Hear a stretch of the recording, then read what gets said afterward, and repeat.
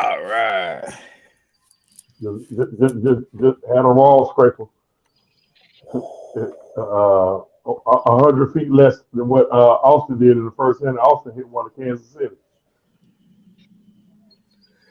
Well, ladies and gentlemen, boys and girls, children of all ages, as you already know, this is Monday night, which is the Cooler Talk Monday, but we're doing it a little bit different today. This is the Cooler Talk Multi-Show. If a lot of people don't know what that means, is you're finna get a 2-for-1 show. I am your host, Six Man K Styles. As we are waiting on Mad Mike Sports to get finished doing what he doing so he can hop his ass on here. We got the Nation of Domination with y'all tonight. The Unholy Alliance has joined y'all. If you see to my stage left, you see it is Sexual Chocolate Mark Henry LT. What's At the going on? bottom.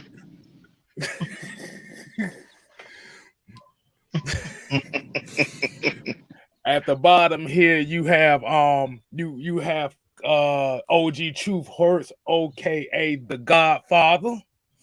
Oh,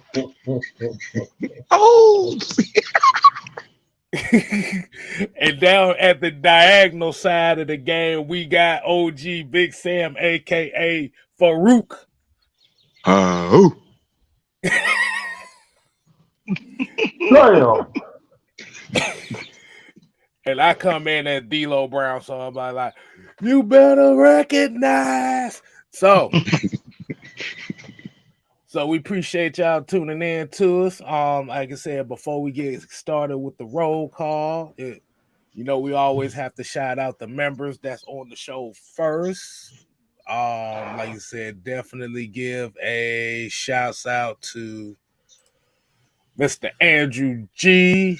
Appreciate the love. Appreciate you tuning in. We got Darnell, Mr. Adamsville also in here as well. All love. I'm waiting for this thing to come up. Well, somebody's out there in nature, boy. The birds is chirping. Yep. Hey, that's what we need to do. We just need to just sit outside and just chill out and stuff. All right, so outside of those members, let's get to the regular roll call. As we always say, appreciate y'all tuning in. So we got Mr. Bubba Gump in the building, Pat Norris, Robert Ponder, ATL Leo, Joseph Thornton, Sherman Wood, Brian Peoples, Trey Hill, Red Swarm, Floyd Donnelly. We got the therapist ATL in the building. Bobby Boy Zone 3, Nicholas Dixon, Jerry Bowie, JB. Oh man, y'all coming in heavy today. Miss Pamela Johnson, appreciate you tuning in to us. DJ. Daniel Berry Sports Highlights, Mactown Dirty, King Quest, Smooth C78, Sonia Howard, that's my peoples. Appreciate you joining. Keyshawn Vlad, Georgia, Texas boy, Derek, Use K Knight, that's another one of our peoples. And let's see, anybody else? We got your boy Deezy. And y'all make sure y'all go ahead and subscribe to Coach Unchained. Coach Unchained, that's one of our player partners over there. AFN Zone. So let's go ahead and get right into it. Let's not hold back any longer. Now, for Atlanta Falcons news, I asked my brothers over here, did y'all get a chance to kind of check out the interview with Calais Campbell as far as we're talking about why he chose to come here? Oh yeah. I actually had a chance. He's keeping with the theme of that all the other, guys that have, signed with us. And to me, I think it's all about the staff. You know, Mac Hollins said it, Calais said it, you know what I'm saying? Scotty Miller said it, Ellis said it, you know, it's something special brewing and they want to be coached. They like what's going on with the staff down here. You know what I'm saying? I said it a couple of weeks ago. You know, real football players like to be coached. And the word is out. Arthur Smith is that guy. This staff is that crew. The mission is understood. Mac Hollins even said it. It ain't about the money. Calais said it wasn't about the money. It's about the game.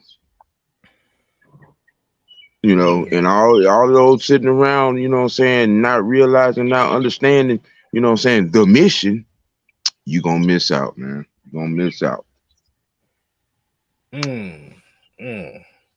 Yeah, because it's kind of interesting where one of the quotes that I kind of remember he said this team had something special to where he can see them playing in January, possibly February this year. Now, that's a high accolade, but at the same time, that's showing that himself, he has confidence in what this team is doing right now. And like you said, hey, I love it, man. LT, what you got to chime in on that?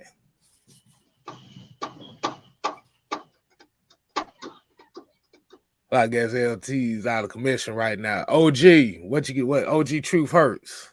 No, I got you. My bad. Okay.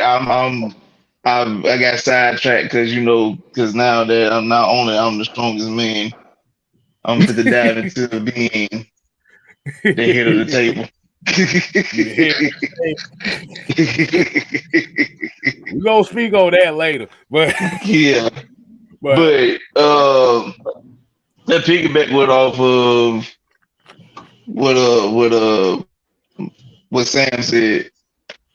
What people don't realize with everything that's being taking place, we are no longer the team that folks have gotten accustomed to the last 14 years in the Matt Ryan era. See, we're going back to that old school style of football that I love so much. I love the whole point. Don't get me wrong, schemes and game plan does play a part in this game. But sometimes it just take that good old fashioned, you put a hat on a hat and you impose your will on your opponent. That's what we're going back to. When we have these guys that came in and signed their free agent deals, they could have easily chose any other team. There's plenty of teams that could get them better opportunities. Mac Hollins ain't had to come here. He could have went to Kansas City. Calais Cameron had to come here. He could have went to the Chargers, or he could have went back to Baltimore for less money. He could have went anywhere else, but he chose the Falcons, a 36-year-old veteran who's fighting for a championship. Chose to come play hell, he could have went to Philadelphia and helped their D-line, but he chose to come play for the Falcons. And with those guys saying that it's not about the money, it's not about having a long-term contract. I believe in this program. Like even what Sam said brought up when Calais mentioned that this team will be playing deep into January, almost February. That's high regard. But that man ain't saying that because he just feels like, I'm saying it because I play for this team. He believes there's something here, and is everything we've been trying to tell people when we get for over the years that we got shunned against, laughed at. People talk down on our names because to you, we are a team. We being we settling for mediocrity per se. You know what I'm saying? We're settling for being losers and we're good at being losers and whatever the case may be, but not realizing that we've been having one of the worst defenses in this league since probably 2008 or 9. That has got to come to the end. There's no way you expect to win championships and your defense can't come up with key stops. Your defense can't create turnovers. Your defense can't create pressure on key downs. When you watch the Falcons, I will go all the way back to probably, I'm gonna say 2019, well 2018 somewhat, but more so 2019. When you have people that literally will go for it at the early part of the game on fourth down just because there's no respect there. I watched Russell Wilson on a 4th and 1 after our defense got them off the field on 3rd down, waved his punt team back to the sideline, and proceeds to throw on a 4th and 1 a 40-yard TD pass. That is horrific. That has nothing to do with offense. Your defense have to be able to stop somebody. We built upon that. And we even made it to the draft yet. That's the beauty part. Now here we are. We talk about offensively. I mean, based off what we seeing from how our head coach like to run his offense, we got most of the pieces. We don't need dynamite people. We don't need guys with big names. We need guys that's willing to come here to play football. I ain't trying to be. I don't want you looking cute. I don't need you out there checking your jersey to see you got some grass on it. I need you to go out there and put a hat on the head on somebody and do damage. And that's what we're going to do. That boy said he won't see scratches on that helmet.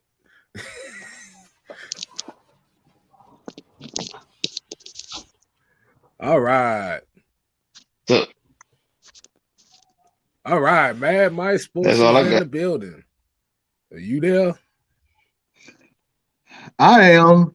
I mean, that big 250-pound whore done took up half the damn show with his damn sermon.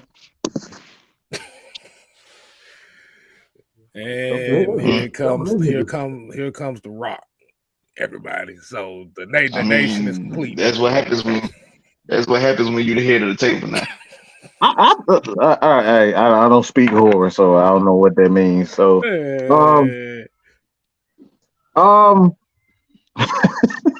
what the? Hey man, we already kicking off. I'm gonna get you back. That's a double entendre, but I'm gonna get you. I'm gonna get you for that. That's a double entendre, but I'm gonna get you for that. Hey, yeah, let's keep that one. Let's keep that one off air. All right. I'm gonna get you for that. Hey, Mr. $40. Hey, you hush, Mr. $40. All right, well, you ain't got no say in here. Michael. I think I do. Michael. Getting back to Calais Campbell. Listen, man. 36, you got a 36-year-old guy who see the vision. Okay, he's brought in, and you know, and like Travis said, man, this man, he had a pick. He had a pick of the litter. He could have took more to go to so-called more established playoff-ready teams, according to the naysayers, but he chose to come here. That speaks volumes. That speaks a lot. I'm talking about that speaks a lot. And then he's that veteran mouthpiece in the locker room, and that's gonna speak volumes. Hey, look here, man. Like Travis said, man, ain't no reason to be around here trying to see if your uniform dirty. Hey, his hat on hat, ass crack. Let's get it. All right. The man literally said, I could play defense on a team like this that runs the ball the way they run the ball. He literally said that. Absolutely. Right. Let me add a little bit to that, little flavor to that. I think too, the thing to really focus on, Sam kind of alluded to it, but they want to play ball, bro. Yeah. They want to play football. They want to play football. All the language that you're hearing from football players are football terminology. They said they believe in what's going on. 1, 2, they want to run the rock. They believe in the coach. Like all that stuff. That's what you hear. Like these guys could have went to any other team, but they came here. All these punk motherfuckers in this media, including these former hoe ass players, and Shannon Sharp is a whore from the rest. And I'm not talking about a whore. I mean a whore. The dirtiest you can get right now. He done crossed the line for me. He's the dirtiest of them all because he right now he looks like a fucking hypocrite. Just add se on the whore. Yeah. We add that. Horse, All right, because horse mouth mouth. yeah, like you go from I want to big up a player to call this man he's a nobody. You go from that going to Desmond Ritter's a nobody. Okay, all right, Mister. But that, like you said, that's the thing. With all this talking negative down on this franchise, you see more and more veteran leaders, more and more football players that's coming here that want to be a part of it. That's the beauty. That's the beautiful part of being and seeing this team grow is that now we're getting respect to veterans. And once the veterans start to get to see and respect this organization, man, the youngsters, they going to come right behind because all the youngsters, they want to be the OG. They want to be like the OG Truth Hurt. They want to be like the OG Sam's. That's what they want. Allow me to pound my chest a little bit, if you will. The Ray Lewis's and Ed Reeds and Warren Sapps and Shannon Sharps, of the world out here, what I'm saying, barking this hypocriticalism. Y'all need to stop. Cause you sound like a bunch of bitches right now. Garden tools. Garden tools. There's dirt on the ground. What am I gonna use? It's hypocritical that you talk crap about my quarterback, but yet you went to a Super Bowl with Trent Dilfer, my guy. Trent Dilfer. Trent Dilfer. Okay? And all y'all people out here, keep marking Desmond Ridder because he was a third-round pick. I'm sorry, Joe Montana was a third-round pick. I think he was. Okay? Y'all favorite son, Tom Brady, was a sixth-round pick. Okay? You know what I'm saying? So all that down to him because of his grades, his draft status, is some hypocritical bullshit. Yeah, before I mentioned Russell Wilson was a third-round pick, I think he was. Yes. I mean, it's funny that all of these folks are in their feelings because we're choosing to do football things. Do things the right way. Raise this organization the right way. It's cool for the Patriots to do it. It's all right for the 49ers and the Cowboys to do it, the 49ers. But it's a problem when the ATL gets in the right lane and start doing championship model things. Quite frankly, you sound scared to me. Yeah, I'm just curious, y'all. Maybe somebody can help me out with this. This for anybody and any of the listeners. I'm trying to see where did I miss the part of when they started giving a shit about the Falcons. So when did they start giving this much of a shit where they got to say all of this? They got all this fugazery. Man, yeah, exactly. Whatever that was in the background, I agree with it. A bunch of train horns. Man, get out of here. Hey, look at him. Hey, you got to learn to love it. You got to learn to love it. You're going to grow to love it. You're going to grow to love it. So I'm glad you said that, OG. So that kind of gets to what the topic is.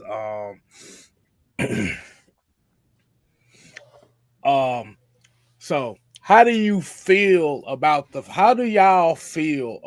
fact that the Atlanta Falcons now are embracing this role as far as being the quote unquote bad guys? Well, the quote unquote the evil empire dubbed by the media, and knowing that it's not really phasing them on how the moves on what moves they're making, and they not falling for those peer pressure traps of getting certain guys. How do y'all feel about that?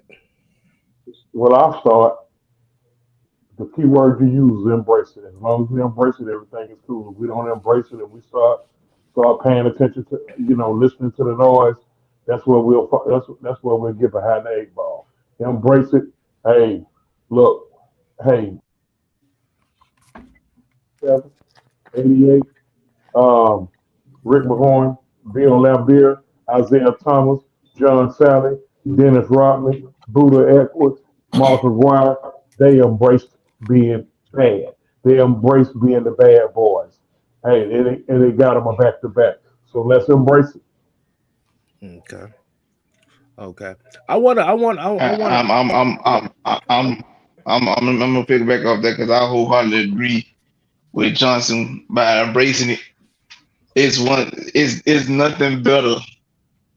See, every like that you know what that goes into saying because see everybody want to be like you want to be a media darling, you want to be spoke highly and regarded when it comes to well I ain't gonna say because we don't care, but most Falcon fans want that experience. But do you want to know what made a person like Kobe Bryant one of the greatest players to play the game of basketball?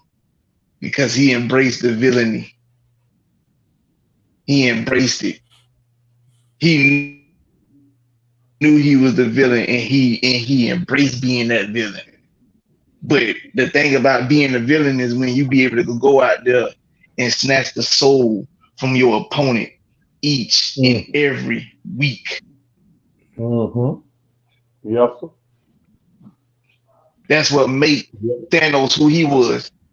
Because no matter, I mean, at the end of the day, yes, we understood what Thanos was shooting for, but you couldn't stop him. He was that determined. That's what being a villain is about. Is being a bad guy, but being able to back up what you're putting out. And what folks don't understand about this franchise right now, that's exactly what we're about to do. We're really the bad guys now. But we finna go on the field in September and we gonna show each and every one of y'all why we who we are now. right. Hey, I want to make I want to make a point on this comment by Miss Pamela. She said the national and Atlanta media didn't pay attention until we were supposed to be 2-10 instead. I guess she said 2-15 instead of 7-10. Of course, of course. And Vegas lost a lot of money because of that too. Now we're gonna be six. Now we're gonna be 6-11. You Hey. you you know what you want to know what's scaring them the most? What's What's up? scaring them the most is the boss and his two capos, being Terry Fontenot and Arthur Smith, are the only ones doing the talking. Mm-hmm. You don't hear after their introductory press conference. You don't hear nothing from the players. Players getting right to work. Arthur Blank, Terry Fontenot, and Arthur Smith are the only one doing the talking. Mm-hmm. That speaks And volumes. and, and when and So, when they do get a chance to talk to players, Yes, sir. I would say when they do get a chance to talk to players, the players speak their mind. They don't Hmm. sugarcoat nothing. I I I I I got a question. So you telling me that the Falcons are being ran like a mafia that only mm-mm, experience gets to speak? That's Mm. what you telling me? mm-mm, Yes, Wow. mm-mm, that's exactly what I'm saying. mm-mm, They're not the bosses are talking, and the mm. soldiers are being about it. Mafioso, Hmm. mafioso. I mean, it kind of makes sense when you see that slick back hair and them suits. Hmm. Only Okay. Mm, thing you missing is a We've been trying cigar to tell y'all. and a cognac. Hmm. mm, buddy. When Arthur do speak, Now you got some of these Lamont Samples in our fan base telling him to be quiet. Shut up, Lamont. Right. You big, You big dummy. I mean, you show your football IQ when you get out here in your feelings, when the team is making boss moves in free agency, filling the holes on the team that is supposed to be filled.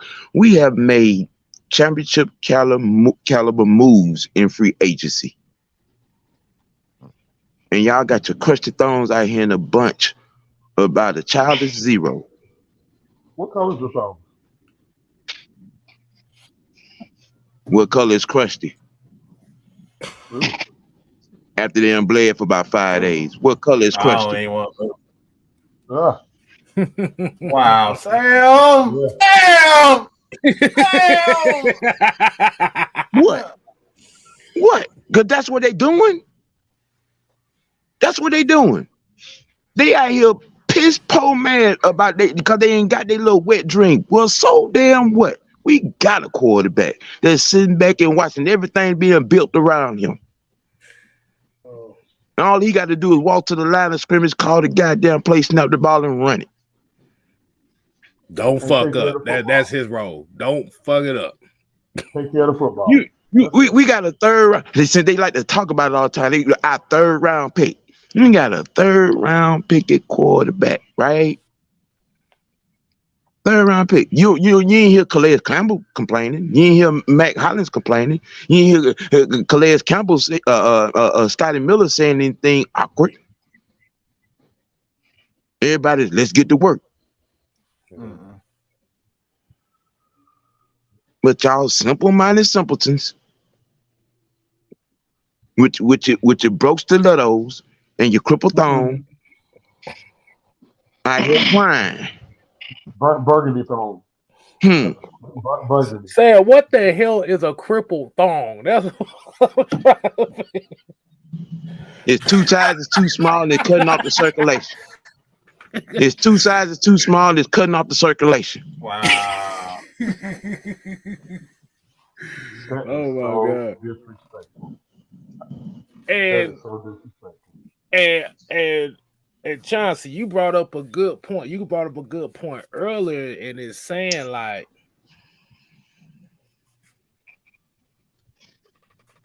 why now all of a sudden every move we makes is matters to y'all now? Tell you something about Like- fear. Like you said. And Juan said something. Juan said something about this the last show we was on, ATL Therapist.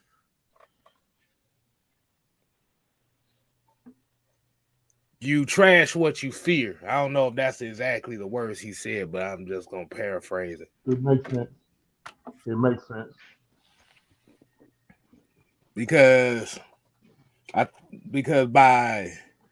by saying that are people admitting that maybe the coaching staff isn't as bad as they trying to put it out to be? If they going out their way to trying to diminish everything they doing because of this certain point, this not making this move, but making several of these moves, but they getting vilified for not making this move. Dummies Incorporated. We went out here. Everybody was okay. Let's get Tom Flores, Wilkes, or the other guy they wanted. No, that would have been short-term moves. We went out here and assembled this coaching staff for the long term. Because we're not finna be out here looking like the Rams and the Jaguars having to pawn off, trade off, cut, restructure. because we went all in and gave away our draft capital. No, no, sir, no, ma'am, no, y'all. I've been eloquently told, "Fuck them picks," Here's, which which is extremely mental health. Now, here's what I don't get, and I've alluded to this before, but I want the audience, the alliance to get Oh it. man. I'm trying to figure out, like, when the NFL offseason started, were the Atlanta Falcons a quarterback away? No. But I can name 5, maybe 6 franchises that would be considered a quarterback away. Okay, Bro, one half the of them, league need a quarterback. yeah, like okay, the Jets is honing in on Rodgers. The Commanders. How about Detroit? Hey, Tampa still got enough talent down there where they can be a quarterback away. Um, Mhm. I'm leaving out. I'm leaving out somebody, but I think y'all The get this. Raiders, the The Raiders. Bucks. Yeah. The I Raiders and the mentioned that. quarterback away. Well, I mean, they more of a quarterback. They were more of a quarterback away than us. You know, where is the outrage Right. towards these teams? Where's the outrage towards these teams? Why all of a sudden, again, why do we matter so much? We never mattered up until now. We've been the laughing stock of the league since 1966, and then after what happened February the 5th, 2017, they're laughing a little louder. So why do you care? Why do you give a shit? I need to know. For all those naysayers within and without the fan base, somebody tell me, why do you care? Like, Tell I me mean, why. like, Ain't nothing but a heartache. why you so mad at us for building this thing the right way? Again, like I always say, listen, Uh, when you build a house, you can't start with the roof, dummies. Hey, I got a hell of a roof. Yeah, but we sleeping on So dirt. finding. Yeah, my bed is on some dirt. Come on. some people don't seem to understand what sustainable product player development actually means. You can look Mhm. at the history of the game and know what that No, means. because they've been watching quick fixes, You could look at the history. and what's even worse is they think like a team. What people has came to believe is that they want to idolize Kansas City. Now realizing Kansas City ain't no quick fix team. They've been very good nearly the last decade. Andy Reid as a matter of fact, Oh, this year will make damn it, 10 TJ. years. Andy Reid walked. This year be 10 years that Andy Reid walked into Kansas City. Kansas City has not had a losing season since that man stepped foot there. And that's even with Alex Smith as their quarterback. Mhm. Even at one point with Alex Smith, they had the number 2 overall team. They had the number 2 overall seed in that conference. So I don't the the idea of thinking like you just switch a team over like this don't work. If you do and you do get a championship, that's all well and good. But then you'll turn into the Rams, what the Rams is right now. You basically you trying to squander that team just to get them picks back. Yeah, at the time it was fuck them picks. Now you want them picks. See how stupid that is? And see that and what if the ball don't swing our way? What if we do go all in and we don't get a championship? Now we got to go back to building from scratch. That's all for not. And some people, Travis, will say, well, the Rams did it. Look at what they're going through now. The Rams are in such a bad state to where a good head coach, and a young head coach at that, has told all his assistants, if you want to seek other jobs, go ahead. What does that tell? What does that tell the Rams organization? I'll be out of here soon. Because he can't, you can't take a knife to a gunfight. You can't squeeze juice out of a kernel. You can't get a $40 roll with $39. I'm just trying to, I'm trying to make it make sense. Man, Arthur Smith got some strong advice on national television from a Hall of Fame coach in Tony Dungy. Do it your way. Don't pay attention to the outside noise.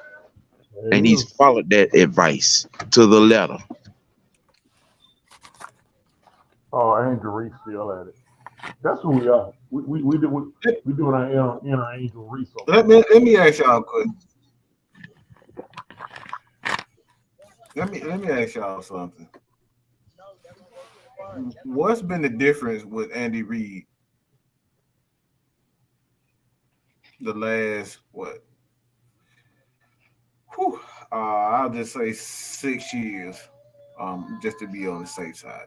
The last 6 years under Andy Reid, what has been the difference between Philadelphia Andy Reid and Kansas City Andy Reid?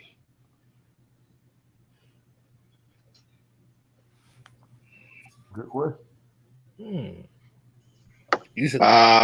I mean, in my mind, I'm gonna say he learned from his mistakes in Philly.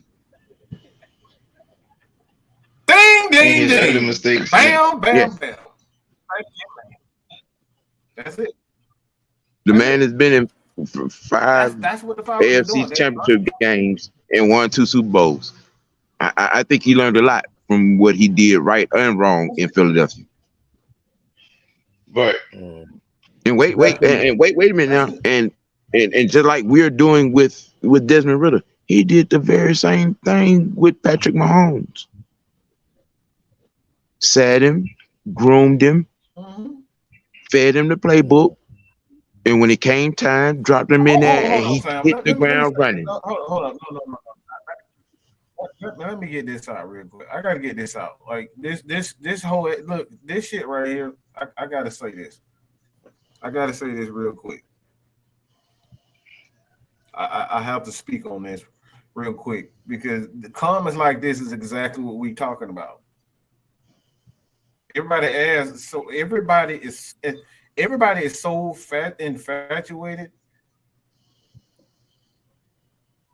with individuals.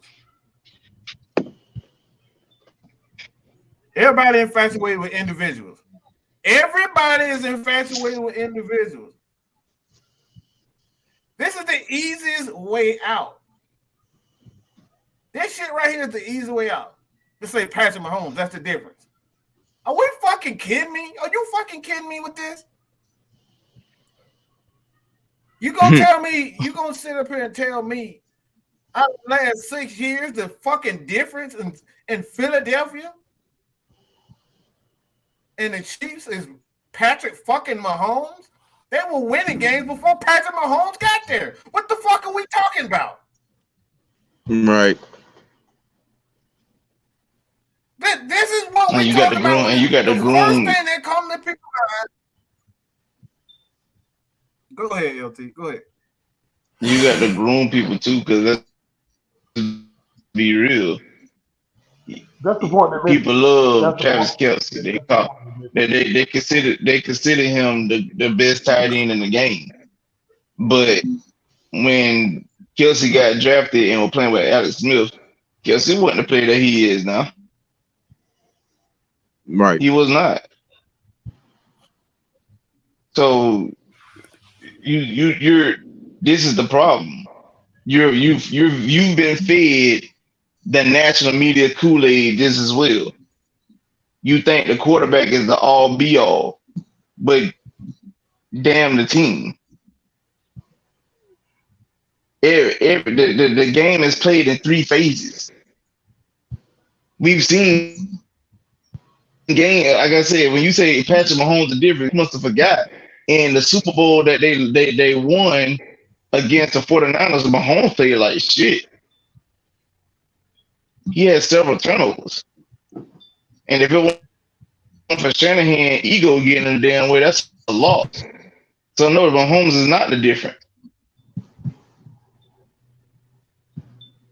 Y'all got to stop. Quit putting so much weight on the quarterback. Can a QB be good? Of course he can. But when you got folks like Brad Johnson and Trent Dilfer and company, Phil Simms, I mean, well, I'm not gonna say Phil Simms, but McMahon from the Bears winning championship.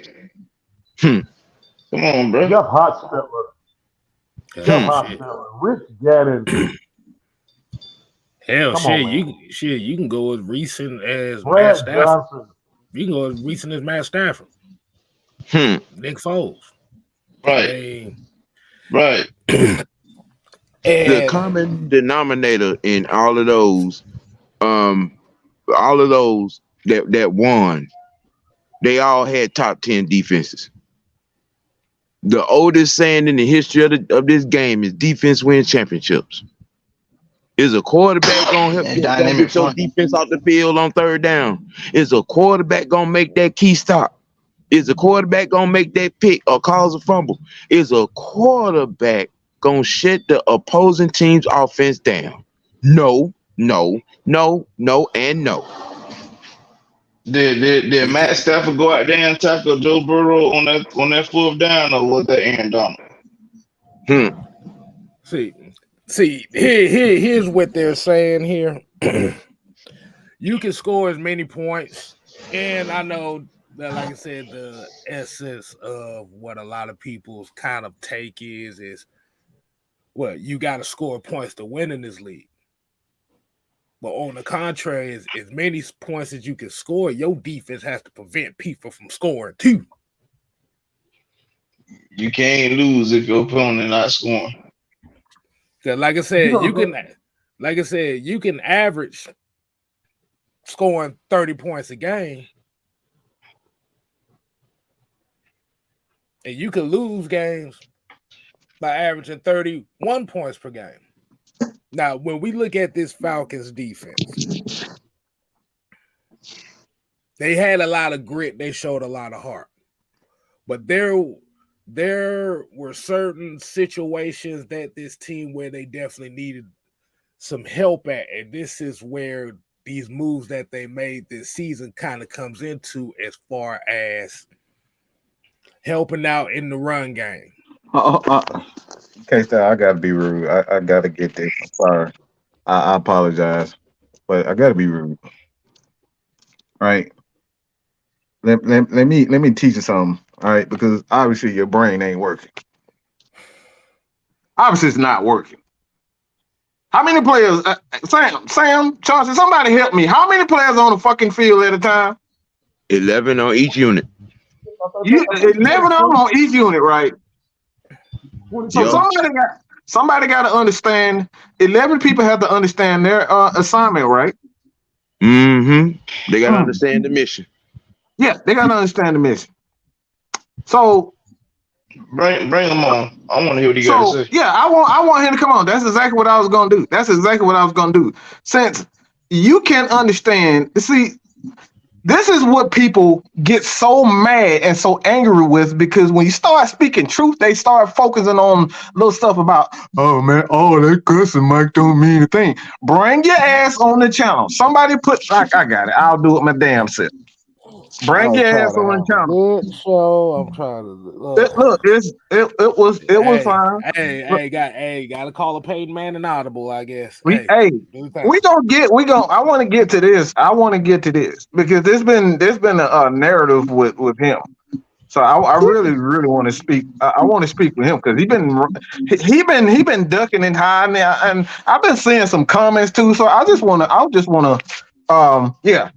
let you know what I've been saying, because look, I'm tired of being fake. I'm tired of not and keeping my mouth closed. So, Mr. Anthony White, please get on the show. Please hit that link.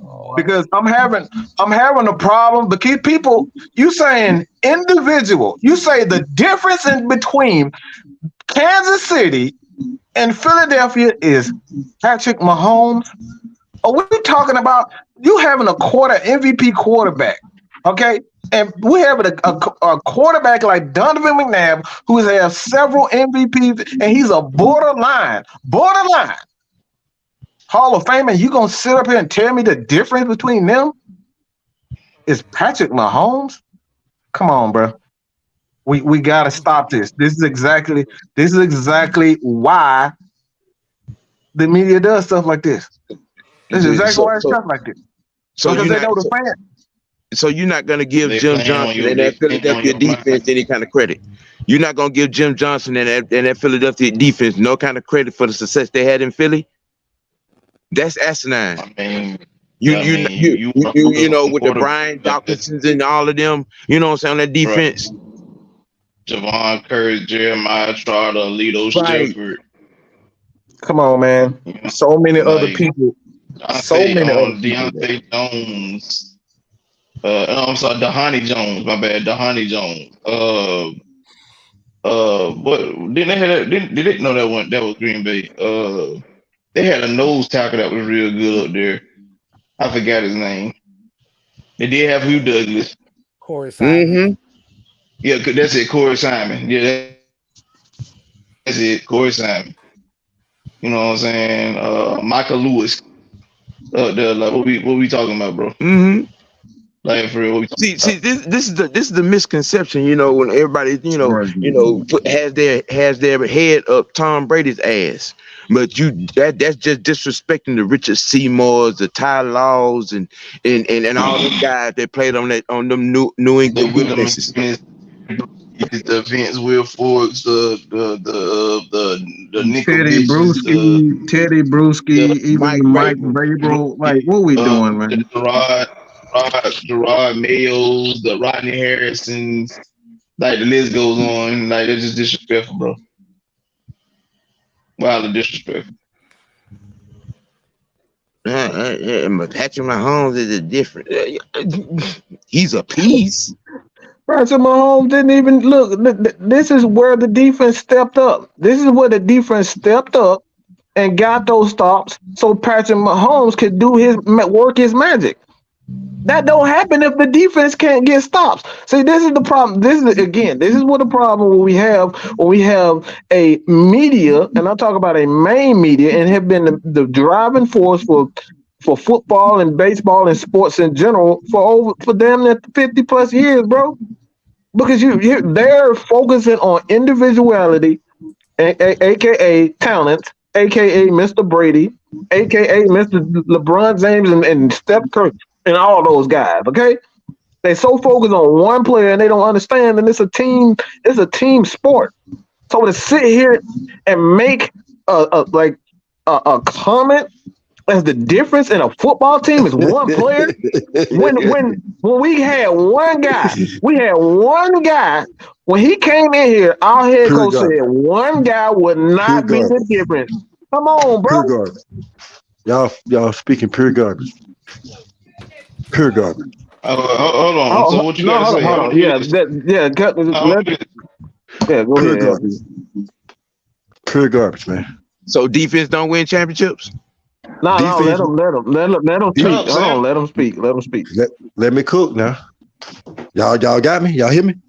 It sounds like you're burning the toaster. Yeah, we hear you. All right, so here we go.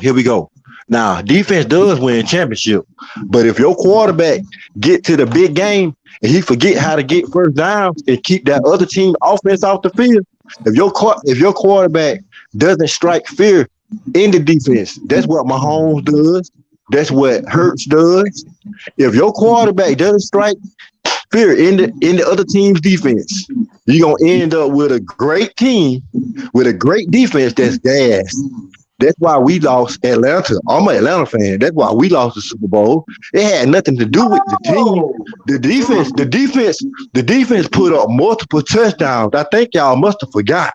Like, they were the reason we had the lead we had. Whoa. Say that again. If you go back and rewatch the Super Bowl that Atlanta lost, the 28-3 lead. The reason why we lost that Super Bowl was because Tom Brady went to Boston College.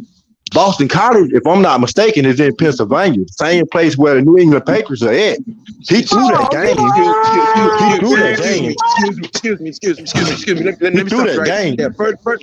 First of all, you're real wrong. Matt went to How real Boston wrong? College. Tom Brady went to Michigan. I'm talking about Matt Ryan. I'm talking about You the said ex-Falcons Tom quarterback. You said Tom Brady. What I'm speaking on is him and Tom Brady having a relationship before they ever even got to the Super Bowl. But once they got there, it was the reason why he was Mr. Win it at the end field goal guy. But in the second half, he couldn't move the ball nowhere but in between the 30s. You know what I'm saying? With a healthy Julio, but all the blame went to the defense. When your quarterback plays with confidence and he plays like he's supposed to play, he lifts the defense. He makes the defense pin the ears back and play loose. That's all I'm saying. 28-3, bro. Lamar Jackson never would have relinquished that lead in the second half. 31 with 3 touchdowns. With Julio on the It's side. not playing enough. When the defense Come on, only bro. blitzed twice in the second half. What are you talking about, dude? Only blitzed twice. Only blitzed twice in the second half. We didn't need to blitz them, bro. We had the lead. All we had to do was run clock, bro. All we had to do was run clock and put up 3 points or 6 points in the second half. We would have won that game. Hold on. Let me ask. We would have won that game. Let me ask you a question on that Super Go Bowl. ahead, bro. Go Okay, ahead. so those last 3 or 4 possessions where they was up 28-3. What was the scenarios that happened during those possessions? The scenarios that happened are one of them was we kept making plays where we thought, okay, we finna put these points up. Then it'll be some random sacks because Brody feet weighed 50 pounds apiece. You know what I'm saying? He ain't had no mobility in the backfield. Our defense was playing damn good, but they got gas because he kept forward out in us. That's the quarterback. That's on the quarterback. What I'm saying is, okay, so let me give you the scenario. The coaches did start coaching tight, but the players have to play on the field. Now, if I'm a player and I'm playing on the field at a particular time in the game, I'm going, hey, they're going to have to take me out the game because I'm finna call what I know is going to get these yards right here because all we got to do is milk clock. Yeah, we played against Tom Brady, but at 28-3, he is irrelevant. All we got to do is keep making progress. Keep executing. The game is over. The offense stopped executing, and it wasn't because of nobody else other than the trigger man. The trigger man, he went to the locker room and had a beer, or they put him in a room with some laughing gas or something. What's up? Talk to me. You can watch the game. We can watch it together. Hey, man. We'll watch it together. Hold on. Let me. Okay, so we're gonna go down those. We're gonna go down those last 3. We can watch it together. Okay. So let's look at the first drive. Okay. That was the one where Devontae Freeman caught that 39-yard pass that got them to right around half field. Am I correct? Exactly. And Devontae Freeman was playing. Boy, he was lights out. Okay. He was lights out. Okay. Look. Okay. So what happened? You mean that same motherfucker that missed the point? Let me put myself on mic. I'm putting myself on mute. I'm gonna mute my mic. Okay. So in that very same drive. The pass where he got sacked at the sack fumble at, right? Yeah. What happened on that play? I mean, some guys blow, you know what I'm saying, blow assignments, but that ain't lose the game. No. The reason why I'm saying that is because look. So, did you pay close attention to that play? Bro, I watched every snap of that game. Okay, so if he makes that block, what happens on that play? Did you see the whole play? You say if he makes that block, just the chip. He ain't got to make a full blown block. So he he missed that block, and yeah, that was a sack fumble. But that one play did not change the tide of the game, bro. No. Because The I'm question not this man finished. asked you I'm is not. what the I'm not question he finished. asked you was what happens if he chips that blitzer? That's the question he No, asked you. no. Look. The reason why I'm asking that because I'm not finished. Let's go to the next drive. Okay, so the next drive, they driving down the field again. Yeah. What ends up happening on that drive? Holding, false start. Yeah, but see, this I understand. No. I understand. No. I understand the miscues. A lot of the miscues did come from just the referees throwing them flags on Brady's behalf. They did it for you know what I'm saying. Ever since Mike Vick went to jail, like that's the whole thing, and that's the same thing that I'm saying now when it comes to this Lamar Jackson situation. You know, he done made his resume out, but they still putting him in the Teddy Bridgewater box. They're putting him in the box with Teddy Bridgewater. You know, it ain't no real reason why he ain't starting on no team, but they say he got small hands. But when you watch him play, everything look copacetic to me, but he can't start no more. You know what I'm saying? You did not bring up the black Ryan Lee. You did not bring up the black Ryan. Hold on.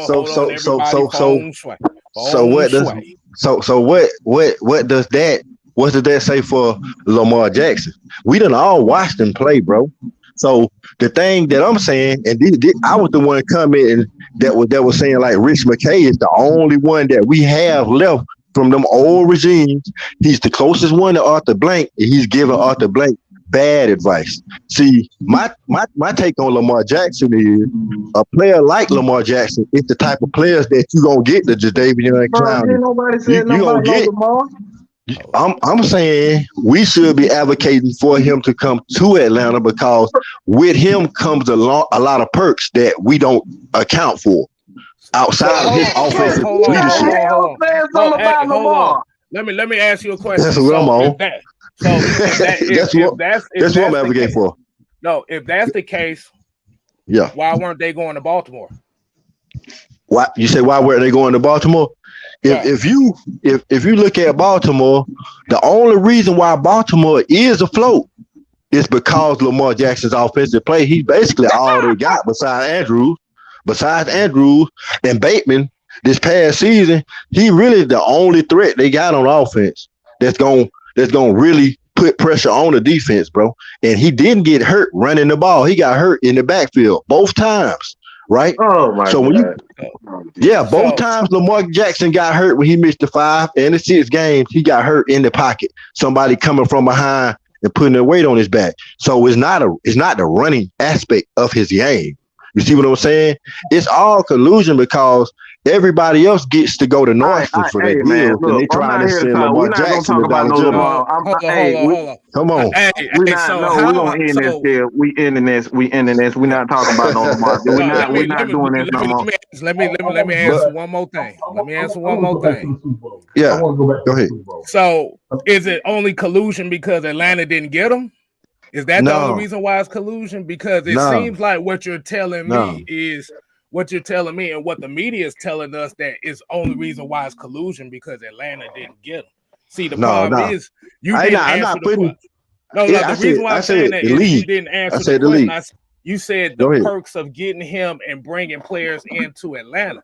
The problem is why didn't those players go to Baltimore when he was there? Why didn't they go after the MVP season?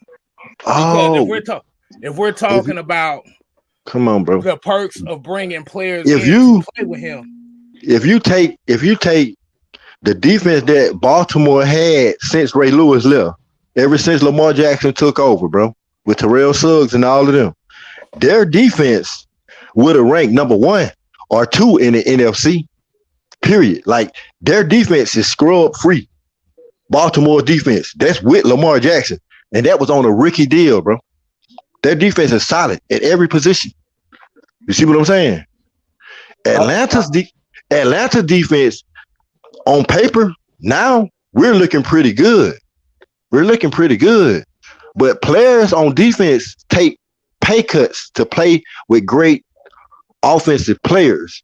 You don't ever hear them asking a rookie coming out of his rookie contract that outplayed his contract to take a pay cut, much less offering them the lowest lowball deal that you ever heard of when the team's value went up 200 to 300, maybe 400%, bro. So that's where the collusion comes in. That to me, now where we as Atlanta Falcons fans are delusional, and we drank all the Kool-Aid politically, bro. In Georgia, we drank the Kool-Aid, right? This is where we are delusional at, because we expect and we believe that a quarterback from the Big East is going dethrone Jalen Hurts and the Philadelphia Eagles, man. I can give him 5 years if he won't compete with him one time. Right. You do know Lamar Jackson was the Big East quarterback too, right? I know Lamar Jackson showed me the same thing in college that he showed me in the pros, and it ain't fell off not one bit, other than than the talking heads. We not look. Do you have anything else to say? We're not doing no. I am ending this shit right now. We're not doing this bullshit with no fucking Lamar. We're not doing it. Anybody else got a question that don't involve rising tide lifts all ships, baby.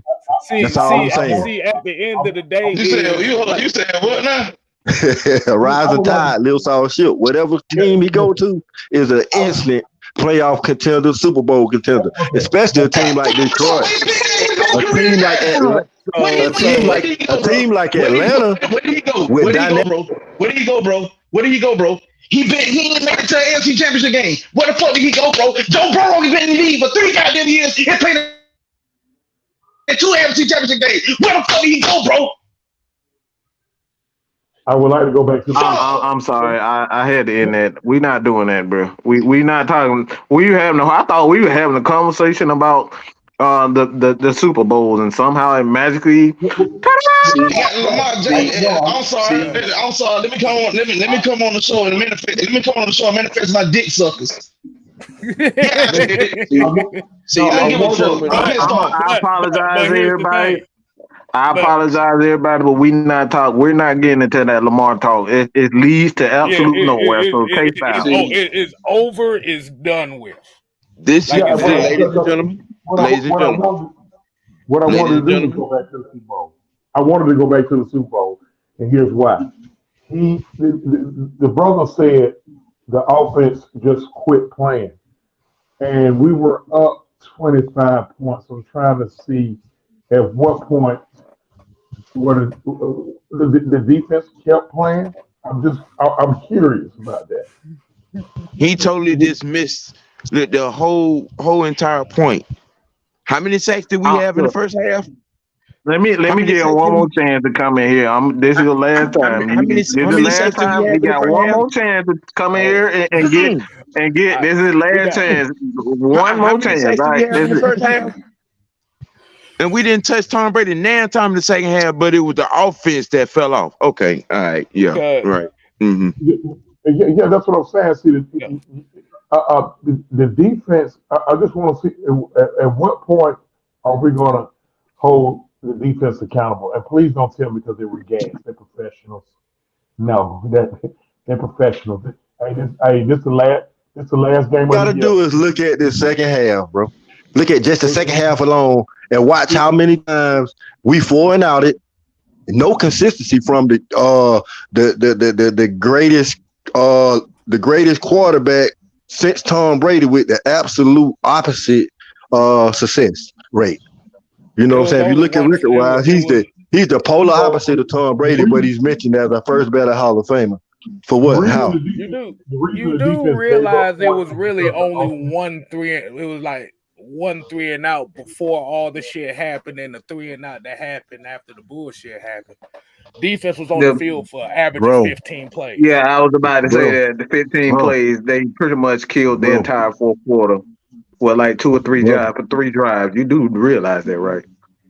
I realized all we needed was to score one time in the whole second half, and we would have won the game. Man, we're not gonna be a delusional, bro.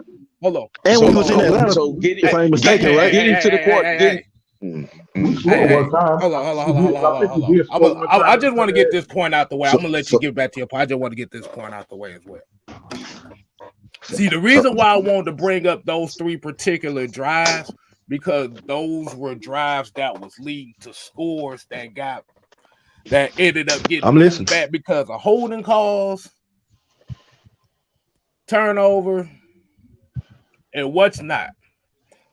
Now, when we talked about that third drive, the one where the Julio catch came in at, and they was in field goal range. yes. What happened on that? What happened after those sequences of plays? We took back sacks, bro, and lost like 40 yards. It only got sacked once. No, No. After Julio made that catch on the sideline, bro got sacked in consecutive plays, bro. He got sacked in back plays. I got a question. To put us out of field goal range. I got a question. I don't know what y'all was watching, but I was watching. I got a question. Because if we took back sacks, my question to you is why your offensive coordinator ain't calling running plays? Crickets. He ran the ball the first play. But I'll take it. I want him to answer the damn question.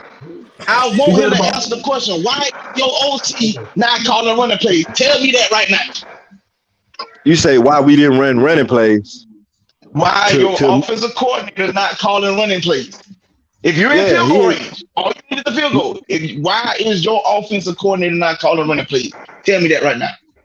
Bro, your guess is as big as mine. This is the league, bro. You know it's entertainment, but to me, it was kind of obvious, bro. It was kind of obvious. Now, I'm a diehard Atlanta Falcons fan for day one, so I do think that we tend to start calling a little bit conservative. We play a little bit. We do play down to the competition. Like that 28-3.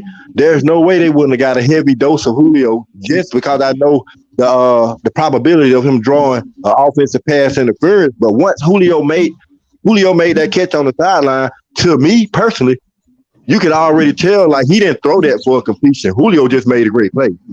Julio made a great play. He was throwing the ball away. Don't get me wrong. We talking to Julio 4 times the whole game. I'm part of the Julio should have been there after Matt Ryan was traded. I'm part of that. Okay. I'm part of that. I'm part of if we paid Matt Ryan, we definitely can pay Lamar. What did Julio do after he left Atlanta? What did Julio do after he left Atlanta? The same thing the other receivers did when they left Atlanta. Not a damn thing. Talking about like I'm gonna say, for instance, I'm gonna go back to Roddy White. When Roddy White left Atlanta, I asked a simple question. What did Julio do after he left Atlanta? I don't need no explanation. I need an answer.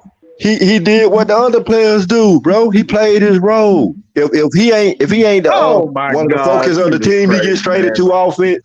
He gonna have the catches that they give him. Tannehill is a lesser quarterback than Matt Ryan. From day one to where he is at now, he's still not where Matt Ryan is at. So if they trade him to Tannehill and they already got AJ Brown, you don't expect Julio to get 100 catches, bro, 1,000 yards receiving. You know what I'm saying? That's just you got to be on the field to make catches. You got to be on the field to do that. Now, okay, Julio got targeted 4 times in that game. He caught all 4 balls for 77 yards. They've shown on multiple films on how Julio was blanketed. But we can't just keep forcing something into something that ain't there. Okay, now let's go back to the drive in question. The drive that cost us the Super Bowl. First and 10 for some odd reason, a toss to the short side of the field, 2-yard loss. Second and whatever, for some reason we didn't run the ball back right sack. On third down, what we get? We got a holding penalty, right? Took us back a little bit further. Mm-hmm. Okay, so now we throw a little out route to Sanu, and of course we don't get back in field goal range. I was told it was 3 seconds. No, wait, 3 seconds. 1 second. We all call the same game. It was 1 sack. Okay, I'm trying to just figure out why the defense is getting a pass, and I'm being told the reason why the defense is getting a pass is on account of the offense. And we only turned the ball 1 time. We turned the ball 1 time, and that was on the sack, my brother. That was on the sack, my brother. Did you say it didn't cost us the game, right? Those are your words, right? I would never take words out of a man's mouth. You said the sacks that came after Julio made that catch. We had more than 1 sack after Julio made that catch. I'm talking about it was 1 sack. You're talking about the holding calls that came after that. It was 1 sack. I just want to know how we let the defense off by letting them. You let the Patriots drive 95 yards to a touchdown. And not only that you did that, you gave up not 1 but 2-point conversions. But yeah, it's the offense fault. The first half, how many sacks do we have in the first half? 3. I don't know how many. I don't know how talking about offense or with the defense. You said you watched the game in Italy, so you should know how many sacks they had. Our defense had 3 sacks in the first half. But they were playing lights out, bro. In the second half, complete a pass. In the second half, how many sacks do we have? 0. What defense were we playing in the second half as opposed to the goddamn first half? 2. The Sukihana Amber Rose. We had 3 in the first half. We had 3 in the first half, and we had 2 in the second half.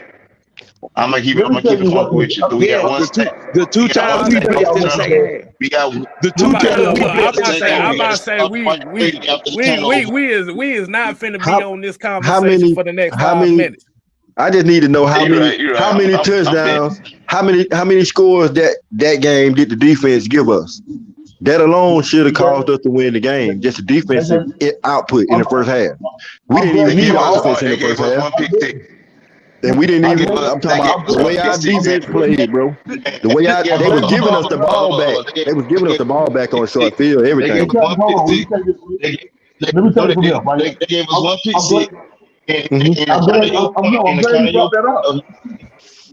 I'm glad he brought that up. Let me say this real quick. Let me get this out real quick. Hey man, we about to end this shit. We're not doing this no more. We about to end this shit. I just want to point out. When you look back at it, bro. Don't say the Falcons didn't score in the second half. It lied because we scored in the third quarter and make it 28-3. But I'm done with this conversation though. But the only thing that Ritter and Mahomes got them coming is complexion. That's it. I think that's why they see such great. Yeah, get his man. We're not doing that. No, we're not doing that. We're not doing that bullshit. I don't even that is complete and utter bullshit. You like we not. We I pulled that. I did it. K-Styles, nobody did it. I did it. I took him off. All right, we're not doing that. I know, but I'm saying like that man literally got on this goddamn show. Jackson and Julio Jones and goddamn gave the scapegoat to everybody else. I don't want to hear Bruh. I apologize to everybody. We didn't. Man, we supposed to be getting to some other shit, man, and Lord have mercy. But I think I ended up just as more confused as anybody else. I don't know what the fuck was going on. I don't have no fucking clue. I can tell you, and I've been saying it for the last couple of weeks, because if you are of the mindset that there's a problem because we are building the defense, that whole conversation just makes this whole point where we are at within this free agency period. Thank you. Red Swan, we appreciate it, my brother. We appreciate it, man. Yeah, 999 to get this. Yeah, we had to. No, because he did. At least he did come on here and he took on everybody. I give him that. But here's the thing, man. Don't get no congratulations. I mean, from what the fuck I saw, it looked like a goddamn points, and you had a dick in your mouth and a dick in your ass. I don't know what the fuck going on. Oh my god, man! Oh man, bro, hey, y'all. Listen, you allowed 30. You allowed 20, 30, 31 points. Well, 30. I mean, they didn't kick the field goal, but 35. Yeah, 30 points. 30 points. 27 points in the damn. In a quarter and a half. So we just say it's just nothing. see, but this is the reason why we're saying that, like I said, it's 3 phases of the game, because regardless on what he was speaking on, like you said, when we're talking just on the Super Bowl, where you're, like you said, this is what Mike talks about, is making critical stops in certain situations. Because if you look at those New England Patriots drives in the second half, they average 16, 17 plays per drive. Yeah. James White broke a Super Bowl record for most receptions in the Super Bowl. Yeah. The defense was gassed because they He a couldn't get off the fucking running back. Right. That's why not because the offense, not because the offense didn't deliver. They was gassed because they couldn't get off the field. Now I want you. Now I'm gonna go back to the first half because they do play a part. Okay, we're up. We're up. Hold on. We're up 14-0. They had a 7 or 8 minute drive that ended in a pick to the house. How many minutes is there? How many are there in a quarter? 15 in the quarter. Then 15 in the quarter. the pick to the after the pick to the house, they got back on the field and they closed out the rest of the quarter with another 6 or 7 minute drive that resulted in the field goal. That taxes the defense. The offense had nothing to do with that. Okay. Wow. Now, it was a 33-minute halftime show. We came out and scored to make it 28-3. So when the defense first gave up their touchdown, when they gave up the first touchdown on the comeback, was the defense gassed then? It goes back to what I said. We only blitzed 2 times in the second half, and we got a sack both them times. And other than that, we played bump and run coverage in the first half and then hit his own after that. I don't need that shit. Yeah. So as much as he wanted to put all the blame on Matt Ryan, the issues is everybody failed because we lost. But you have to put some of the blaming on the coaching too, because of the adjustment, or I call it the adjustment of arrogance by playing that soft zone. And what happened? And then, like you said, what happens is now you put, and like you said, let's just be honest. If Julian Edelman doesn't make that catch, Patriots not winning. Right. That game is I'm sorry. If Robert Alford actually catch the damn ball, Brady threw the bitch straight to his ass. But okay, I'm getting. All right. So y'all, we're gonna take a little intermission, and we're gonna get into the second part of the show, which is we're gonna be. Okay, so y'all make sure y'all go ahead and like, comment, subscribe. So now the second half of this show, the last 30 minutes, we're going to be talking about our thoughts on WrestleMania. So I expect the attendance to go down, but like I said, we're going to give a 30-second intermission, and we're going to go ahead and get to this WrestleMania review. All right. Defense wins championship.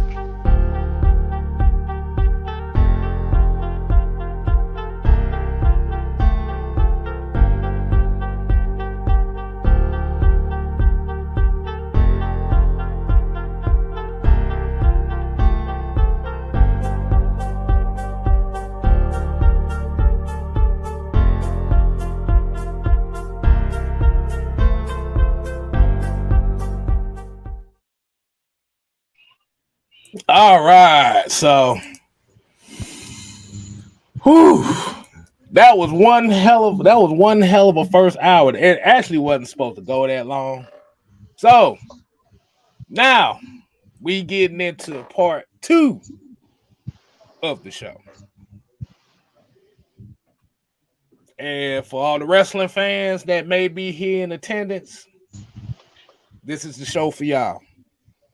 So I want to get my brother, as y'all already know, the Unholy Alliance. This is also a wrestling group as well, and we speak on wrestling as well. So, my brothers, how did y'all feel about WrestleMania?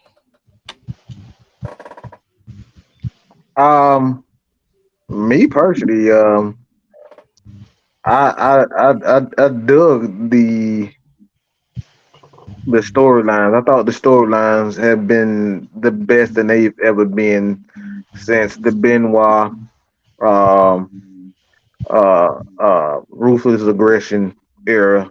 Um, it was good. Even I'll say this. Um,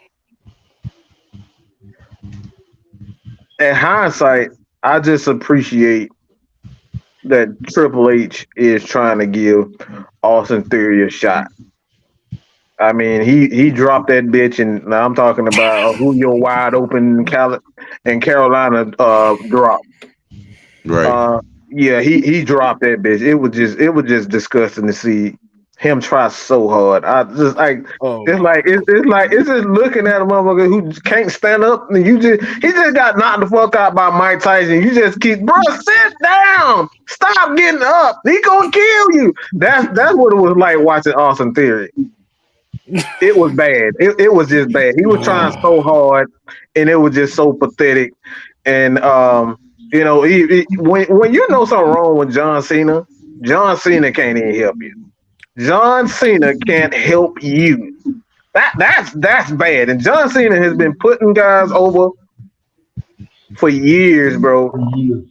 And he tried, but Jesus Christ, yeah, that was probably bad. But I think I'm gonna let somebody else bring up the biggest. We'll get that. But my second one, um, I'm gonna give a good one and a bad one. So I gotta go with the good. I'll say the good, man. I gotta give a shout out to Charlotte, man.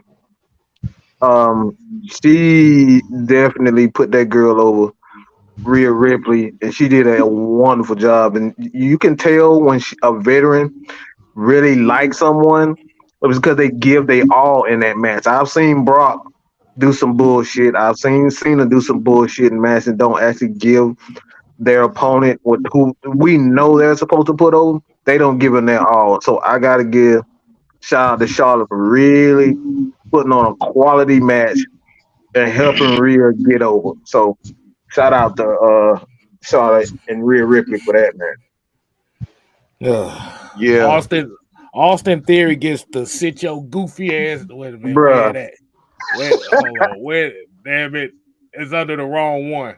But yeah, he deserves the sit your goofy ass down award, cause bruh, the ring psychology that he displayed was some of the worst I've ever seen.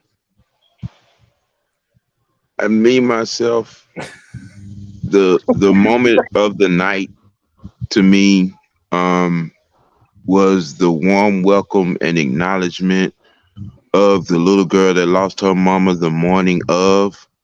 Yeah. That came out with Bianca. That was awesome. And shout out to that little girl and prayers to her and her family. There's those moments like that are the reasons why I'm still a wrestling fan to this day. Matter of fact, both the women's championship matches were some of the best since the Hell in a Cell with Sasha and Charlotte. Yeah. Mm-hmm. Epic. The Intercontinental title match was awesome. It was brutal and awesome. The tag, the Usos and Zayn and KO was awesome. And Roman was on God mode as usual. Woo, boy. You know, the Black Eyes, Theory, and Brock. But other than that, it was a great WrestleMania. Okay. All right, LT. What you got for us, LT? what was your pros and cons on it? Um,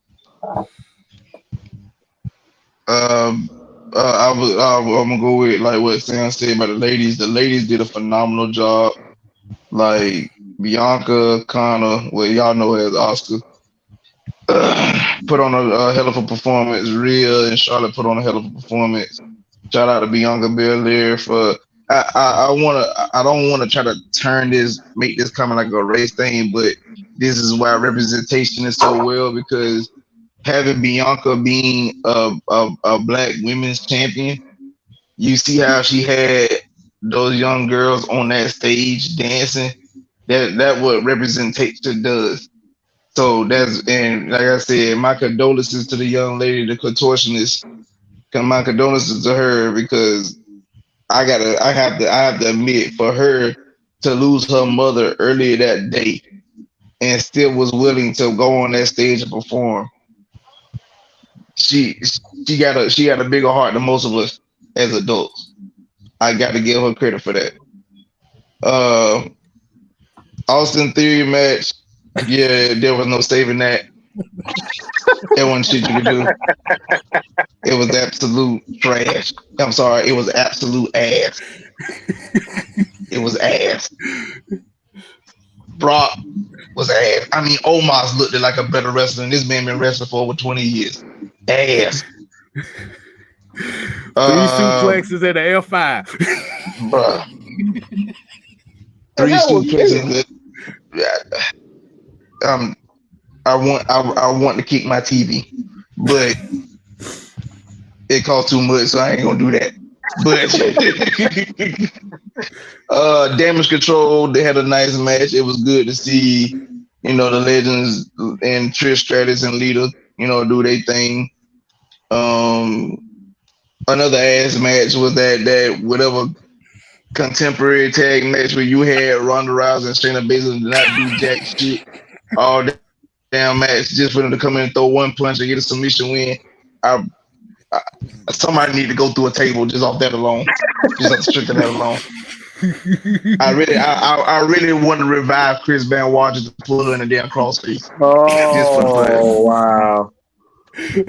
So just like I mean, that's just ridiculous. But then shout out to my boys, the Mysterios, put on a fantastic match. The storyline behind that with Ray becoming a WWE Hall of Famer, him and his son displayed a great. They had a good showcase. Dominic shows that he definitely has star potential in him. So the future is bright with him as he continues on his career. But then when you touch that main event, now Cody showed that he belonged. He even though he was nervous, you could see his body language and facial expression. It was a moment for him to be in. He was definitely nervous, but he performed on the biggest stage with the lightest of brightest, and I got to give him credit where credit is due. Shout out to the home state kid. For most of y'all, he the hometown kid from Georgia. But when you got a guy, even though he ain't from Georgia, but he did graduate from Georgia Tech. When you got a guy like Joseph, aka Roman Reigns, being in God mode, greatness on a different level, it's something beautiful to watch. I definitely give WrestleMania a good review. It was one of the best I've seen in years. Mm-hmm. Besides the little bad parts, but for the most part, overall, the show was dynamite. It's worth watching all over again. One other thing that we're not acknowledging, Ray reconstituted the LWO. Yeah, I think Eddie would be astounded right now. Big shout out to Mr. Guerrero. He's definitely missed. And I'm gonna bring up something that I don't think a lot of people understand either.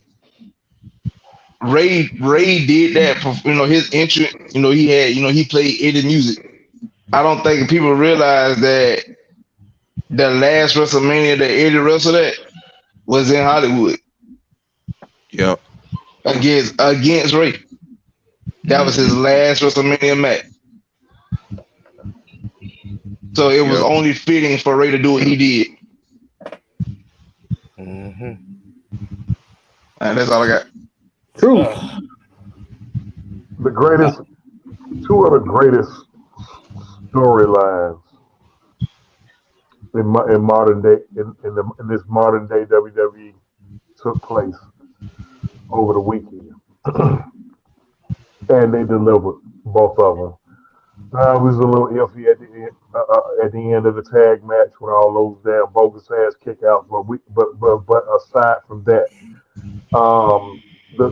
the bloodline, the Sami Zayn storyline is epic, and the father son storyline was probably it almost got up there with the bloodline storyline. I mean, Dominic, I'm so proud of Dominic. Dominic delivered. How in the hell did Dominic just come up and just shoot past? Austin Theory, don't you ever mention Atlanta no more. Don't you ever mention, you must be from the Atlanta side of, you must be from Birmingham. Well, you gotta be from the Atlanta side of Birmingham. Or Man, Atlanta what you side of talking Columbus. about, bro? Don't ever That man mention from Atlanta goddamn. anymore. He from Hey, zone hey, hey, three, hey, bro. hey, hey! Don't you get muted? Don't you get muted? You're not doing that to Atlanta. No, Okay, sir. We're not but, doing but that. here's, He the from thing. zone three, man. Why y'all ain't What's, let that? what's, so, Man. what's so disheartening about Austin Theory is he has no idea that he got played. Vince McMahon totally screwed that boy career over by calling him, pacifying him, giving him, giving him all these shots, and he never really honed his craft. Got the $1 million looks now. Good looking kid, nice body, but it stops right there. Okay, he's getting better with his promos. I'll give him that. But in ring, he's terrible. He's terrible. Listen, listen, when your finisher, Oh my God! which is not great, but when your finisher is better than your in ring ability, you got some problems, son. Wow. Bruh. The I A Town kid you not. Down, Go ahead. no, the A Town Down is better than his in ring ability. Now, please don't And tell the me what move happened suck. tonight. Because I recorded it, so please don't tell me what happened tonight. But Okay, I ain't gonna tell you I, that. I would be shocked. I would be shocked if he didn't drop the title tonight to Cody. And if he don't, I already said what it's going to be earlier. It's going to be some major heat. Well, I'm gonna give you this. You far off Hey for what man, happened. damn! You ain't God gotta damn. keep me that said. Don't give it away. You go. Thank, thank you, Travis. I didn't give him detail. I don't. No, I no didn't. I didn't. details. I didn't Maybe want. I won't. I don't need details. Everybody else Yeah, don't. yeah, No. yeah. I got to set it before, but nevertheless, I mean, I'll watch it anyway. But getting to I'm gonna tell you, I didn't find out until the press conference about the young lady. And I ain't no mushy type. I ain't no mushy type motherfucker. But Trips almost got me with that. You know what I mean? Like Travis said it. A bunch of grown folks would have been able to go out there and perform after losing their mama. And that little girl went out there and did up. Hey man, hey look here, man. Bianca, hey, you a dignitary in this, baby girl. Listen, none of us, and the thing about it, none of us on here had a problem with her dropping that title last night. And I'm gonna tell you another reason why everybody out here in FN land, another reason why none of us had a problem with Bianca dropping that title last night is because we knew Oscar or Connor, however you want to address her, was gonna deliver. We knew she was gonna deliver, and dropping it to Oscar, I, we all would have been cool with. But if listen, if I was a fly on the wall, I'm willing to bet before WrestleMania started, the goal was for Bianca to drop it. Then this little situation happened with this little girl. Now, because they have been known to make a last minute adjustment. I expect Bianca to drop the title soon, just like we all expect. Man, God, boy, greatness on a different level. That dude, you know what? I have redone my top 10 all time wrestlers, well, at least WWE. I've redone it. I had him somewhere near the top 10, but he done pole vaulted all the way in there. This bloodline angle, Paul Heyman is a fucking genius. Like, bruh, because a lot of this is him. You could tell on at least three of them matches over the weekend, he had his hoofs all in. Um, I'm just as a wrestling fan, a wrestling purist. I was extremely pleased and impressed. That bullshit with Brock, I'm so sick of Brock Lesnar. Go away, bro. Go like this new gimmick where he coming out there smiling with the ragged ass jeans on and that ragged ass lumberjack shirt, pretending to be a country boy. Get your ass up out of here, man. Hey, your time is done. He don't put people over. He's terrible in ring. When the first time I said that, folks said, "Man, you just hate." He's terrible in ring. You know his moves: suplex, suplex. Listen, knee strike, suplex, F5. Get the fuck out of here. Like, you in your early to mid 40s now, you still haven't learned. Uh, I mean, can we get a collar and elbow? Damn. I mean, what the fuck, man? Can we get a collar and elbow? I mean, can we get an insecurity? I mean, because he seemed to be pretty athletic. I'm over Brock Lesnar. And if I was Omos, even though I'm young in the game, I would have a huge. Omos dominated that dude. Omos dominated that dude. I guess they owe Brock for letting Goldberg come in there and destroy him. Basically, you got two guys with minimal in-ring ability, but at least I can say with Goldberg and his run, I mean, he made it believable. Goldberg made his run believable. You can't really believe in Brock because the minute you start catching on to him, he's going back to the UFC. So now this comes now.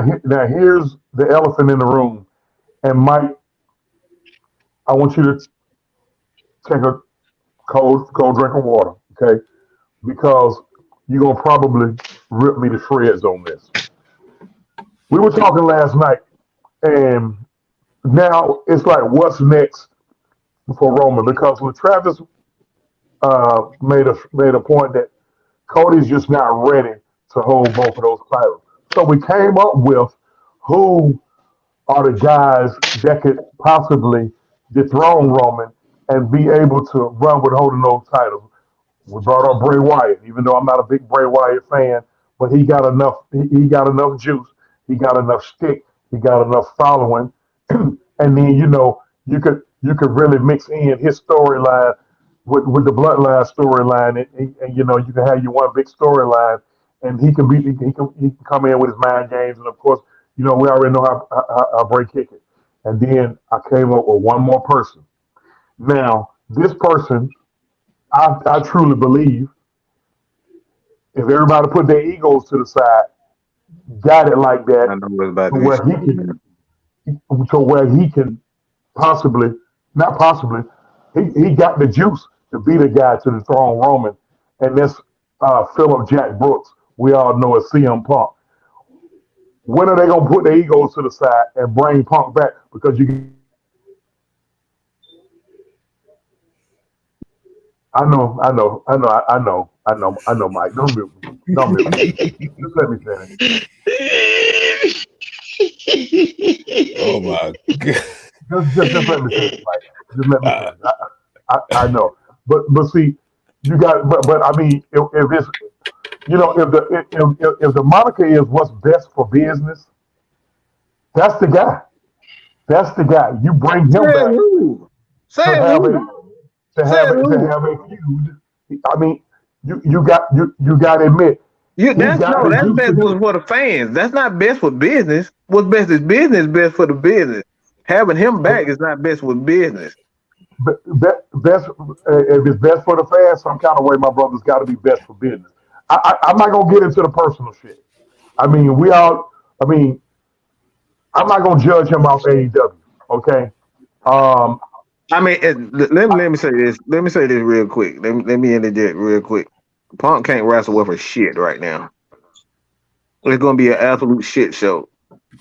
Like if you're gonna bring him back, it has to be a quick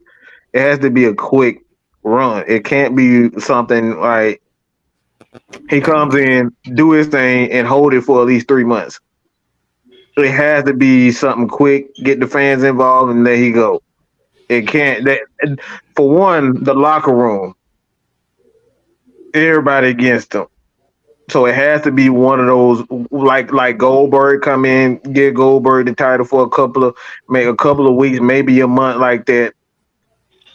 I can see that work, but like having him in for a long period of time, yeah, I don't see that happening. I mean, you know what? That makes sense because you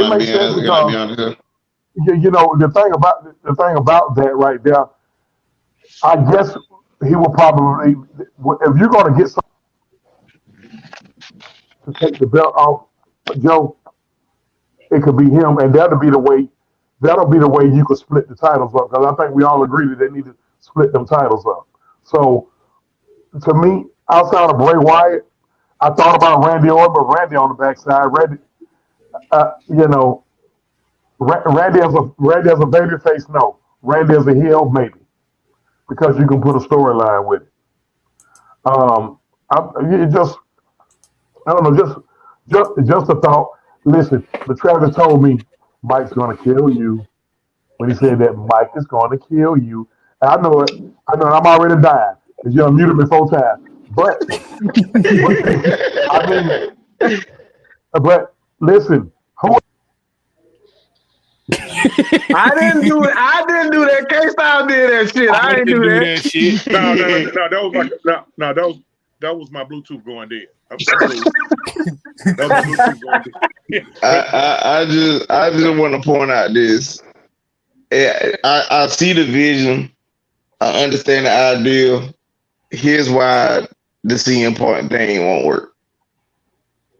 Roman has taken those titles to elite level. There's literally really nobody. Like I said, Brock is more believable in a sense. If you reform the Hurt Business, Bobby is believable in a sense. But if it ain't those type of guys, nobody is worthy of taking both the titles off Joe. What about Bray? And Bray. I give Bray. Bray. So that's 3. There's 3 people right there: Bray, Brock, and Bobby. Other than that, nobody else ain't worthy.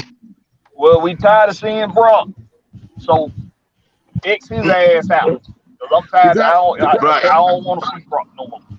I think the only problem. I think what up, Blackberry. I think but see, here's the thing. The only problem I heard about CM Punk is the locker room, and I don't think the locker room heat is as bad in WWE as. Bro, it's terrible. No, Roman has done major interviews. He does not like this dude at all. That goes for again. It's not even about the locker room. Made for a great story. Again, the way Roman has those titles, CM Punk ain't big enough for them shits now. He just not. If you catapulted 2013 CM Punk to 2023, we got something to talk about. 2023 Punk still carry his clout. No, he still carry his clout. He's not carrying that clout like he once had. He got clout. Punk got clout, but he ain't carrying the clout. But he ain't the Punk that held that title for over a year. Yeah, he ain't that Punk. That's why I say it don't work. What Joe has done with those titles, with both titles, He took it to elite level. Punk ain't on that level. He can only get one. He can't have both. A storyline with him though, we'll get him back in that clout conversation. We'll get him back in. A lot of what he ain't believable though, bro. Missing, he not believable for that title. A lot of what we're missing about CM Punk is CM Punk did a lot of damage to himself in AEW.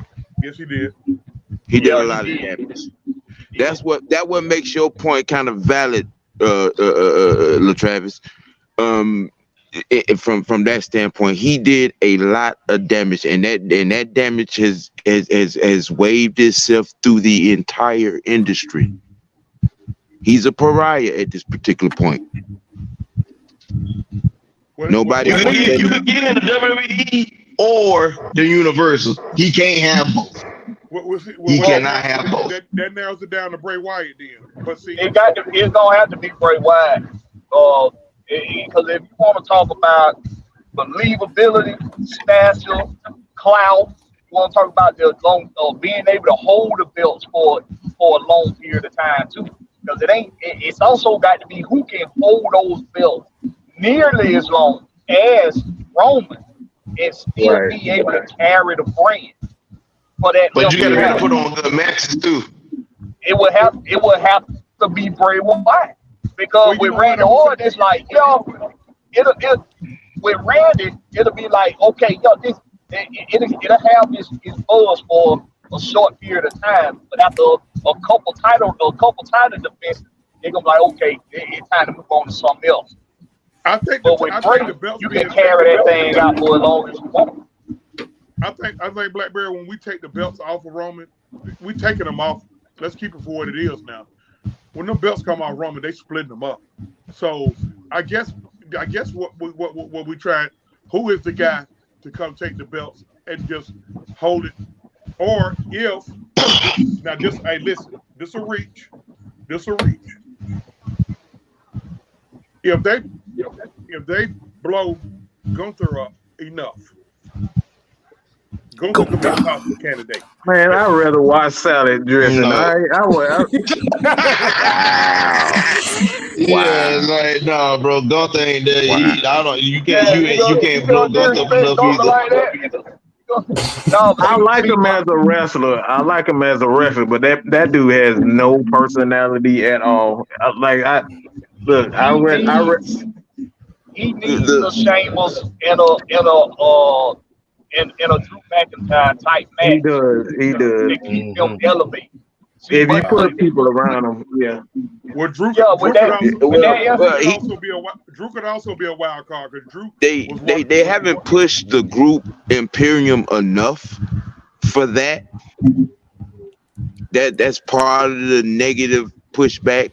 You know what I'm saying? If we're talking faction wise, right? They're gonna have to click the Hurt Business and the Wyatt family. Those are the only two that would be factional wise, you know what I'm saying, on level 2 go to put, you know what I'm saying, in a war with the bloodline and the belts. Yeah. Unless they revive Braun Strowman. Nah, he ain't doing that. Not with him partnering with Ricochet. He got to be able to see. He got to be able to carry. He got to be able to pick up the clout and keep it going. He got to be able to carry the brand. Now, see, we know. And real quick, my takes on WrestleMania. Before I get into the criticism, for me, this got to be up there with one of the best WrestleManias I've ever seen. It's up there. It's argumentatively the best WrestleMania we've seen, and that's even with the miscues that Bianca and Oscar had. They got a little sloppy in the middle part of their match, but they made up for it. And as far as the what's the boy name, the A-Town Down boy, as far as he goes, it's time to get him on D-Day. He needs to be on D-Day. Okay? If they don't nobody know what D-Day means, that means you on your last leg before your ass fired. So for me, that wasn't me on he right. He right. I mean, it's not even sending him back to NXT is going to help him at this point. No, I don't think sending him back to development gonna help. For one, you pulled him out. Because folks like Carmelo Hayes and Wesley, they 10 times better than that cat. Yo, so they pulled him out development one time, and they sent his ass back. They pulled him on one time and sent his ass back. And when they brought him back, all they did was give him a little gimmick. And the gimmick was nothing but some pre-washed John Cena shit. So it didn't work. It just didn't work. But as far as the match of the night for me was definitely the holy match. That was definitely the match of the whole event. Or the whole of the last or Sunday night. Saturday night match for me was, of course, the Usos. But I thought they missed an opportunity with the Edge and Finn Balor match. It was a good match, but I think they missed the opportunity to put Finn Balor over a little bit more with the Demon King character. They had to go home a little early on that. He got legit. Yeah, he got busted up. But I'm talking about as far as like the presentation of the Demon King character underneath being a part of the fashion that he wears. Now, I thought they would have given it a look. Yeah, that was dead the man. My bad, but that was dead the man. The soon as Edge even called him out, that like you already knew he was gonna be buried. They don't say no to Edge, so he was already buried before he even got to WrestleMania. I'm gonna be honest with you. Hold on, let me say this because he has beaten Edge, if I'm not mistaken. But what I'm gonna say is this, because Kev say it was a missed opportunity putting over the Demon Balor. Bruh, the only people that beat Demon Balor is now Edge, Roman, and I think Brock. Bray. It was Bray. Bray, Roman, and Edge. Like nobody has beaten Demon Balor, so like that is definitely over. If Finn Balor bring out Demon Balor, I'm not talking about result. I'm not talking about the match result. I'm talking about the presentation of the Demon King under this persona. It was cut short because he got busted open, so they kind of had to freestyle from that point on. They couldn't really do what they wanted. They couldn't really do what they planned to do because Finn, I don't know what the hell he was thinking about hitting his head. They considered stopping the match, but he told them no. He told them no, but that could have been dangerous though. Right. He took a direct shot from that level. So it wasn't a night. Thinking about, I don't know. Like Sam said earlier, he just like threw his head in there. I'm like, damn, bro, what you doing? Like, what the hell is you trying to accomplish here? Trying to make it look real impossible, but you got to think about the rest of the whole story, rest of the match. You got to play it a little better than that. That type of bump has to be towards the end. You can't take that type of in the middle of the match. Yeah, the middle. That wasn't smart. Right. But man, it definitely up there with it got to be one of the best argumentative.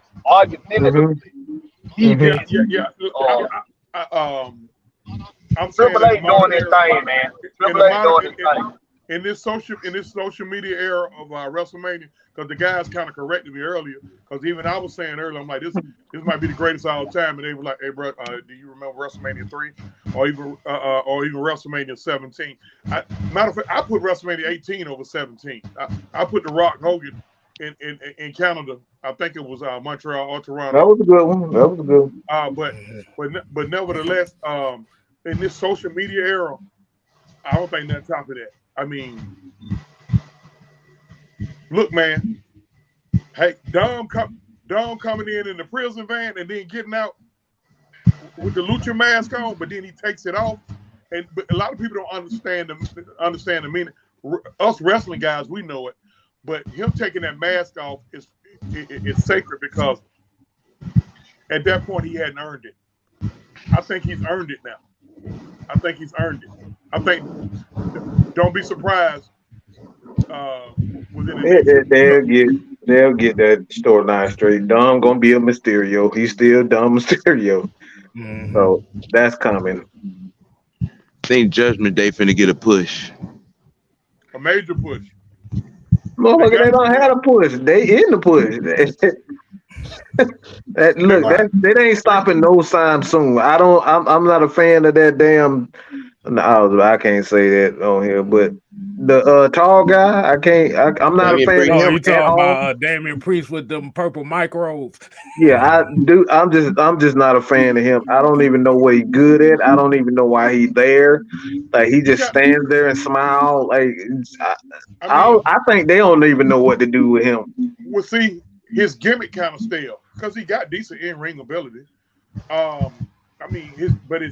His gimmick kind of stale. You know, that stoic shit. I mean, you got to leave that to guys like Karrion Kross. Wait a minute.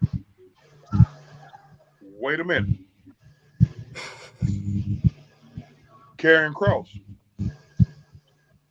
He need to get rid of that witchcraft. He just need to get rid of that witchcraft shit. That shit too spooky. It just like that shit don't go. Like before he was let go, he was actually on point. We're talking about Bray putting them over now. Well, they got too many dogs for something. Folks for the dead and everything. They got too many dogs for something. Somebody got to give. Somebody need to come together and be together with some shit. But there's too many. Like Karrion Kross with the dog persona, Edge turning into Bruce, Edge, Ben Balor with the Demon King, Bray Wyatt. Like we didn't have. It wasn't this many damn dog personas back. But that's what the rest of the universe want to see. They want to see that weird shit. They want to see that though. We don't, because that's why I say I ain't that big of a fan of Bray Wyatt. All this different interchanging character. The only motherfucker that was able to interchange characters is Mick Foley. That was it. No, Bray, but it's the creative with Bray. It's the fact that when they gave him the opportunity to be creatively his character, it's something that we ain't seen before. If he wasn't a third generation wrestler, I would be able to buy more into that gimmick. But like, you a Wyndham and a Rotundo, bro, and you around here doing a goddamn fun house shit. I don't know, bro. That shit is funny. You was a gangster ass nigga, and that's all that let it be. All right, hey, you a guy. You know what he is. You know what Terms is? He the Godfather. That's all. Look, he the damn Godfather. That's all. That's what I said. Michael, no, Michael. I'm actually appalled by that because I have Christian morals and values. Oh my God! Look, we about to end this show in about 2 hours. Blackberry, please don't do that. I'm still scarred. I'm still scarred off 2 months ago, Blackberry. Do I need to break that up? Man, we not really. Hey, we over that. I love you. Hey, look, hey. Well, but like I said, for what I think about WrestleMania, like you said, coming from me, who's kind of more on the casual side, more so than everybody else on here, I catch it every now and then when I can. I mostly watch the pay-per-views. This was pretty good. Like you said about the Dom Mysterio thing, like you said, the correction band, like you said, paying tribute, the Eddie Guerrero mannerisms, the Rey Mysterio mask, Halloween Havoc 97, the Edge jacket that he had on. Like you said, those were 3 of his mentors. That was a symbolism match that it worked for me. K-Styles, you know the thing about that? The thing that impressed me the most is they kept the angle going all the way through the Hall of Fame ceremony. They kept the angle going. They didn't go away from the angle because, you know, that had to have been hard for all of them to do. That had to have been hard for Ray and Dom to do. It had to have been hard for Angie to have to go through that. And honestly, we all know what type of personality Rhea got. It probably was hard for her to do as well. You know what I mean? You know, and they kept that angle. Triple H, man, you get a round of applause. It's his first. It's his first Mania. Hey, man, you get a thumbs up, Trips. Right. You get a thumbs up. And Cody losing to Roman Reigns was the right decision. Because let's be honest. If Cody would have won the title last night, these fans be booing him in 2 months because you ain't got nothing. You ain't got really nothing to play off of. As far as the wrestling fans kind of being on the upset hot seat about it, that's what you want to do. That makes you tune in more. That's genius. That's why I said earlier in the night. It might not be a bad idea to let Theory beat Cody tonight, because now you're gonna send the universe into a real frenzy, and maybe that'll save Theory. I don't know what'll save it. Man, the only way you gonna save Theory is throw him in the garbage. That's how you gonna save him. Yeah, they call him D-Day. Throw his ass in the garbage. First of all, the song trash, that's already pissing folks off. That's on some X Factor bullshit. They may I never seen a WrestleMania where a motherfucker came out and people were sleeping. I'm serious. Looking at their phones and everything. They may need to flip him to face. They may have to flip Bruh, him to face. He boring. You can't be face if you boring. That ain't gonna happen. Think about it. If you flip him to babyface and you send him at one of the top guys, Chauncey, they build wrestlers by turning them to heel first because they don't have personnel. Approach on this, Mike. You can't be an asshole on everything. You can't turn shit into bullshit. It's still shit. Damn, how you turn shit into bullshit? Well, in this particular case, it's Just a camel shit. bigger hunk of shit. That's what I mean. Just a bigger hunk of shit. I'm trying to dip shit in breadcrumbs, okay? Well, stop it. I'll be quiet. And it still stink. I'll be quiet. And it still stink. Let me get this other part out too. Whoever the hell was the referee during the women's tag title match needs to be fired immediately. That was pathetic. Right. Yeah. That was some of the worst calling of a match I ever seen. These girls trying to do spots, you in the goddamn way. They can't do no moves.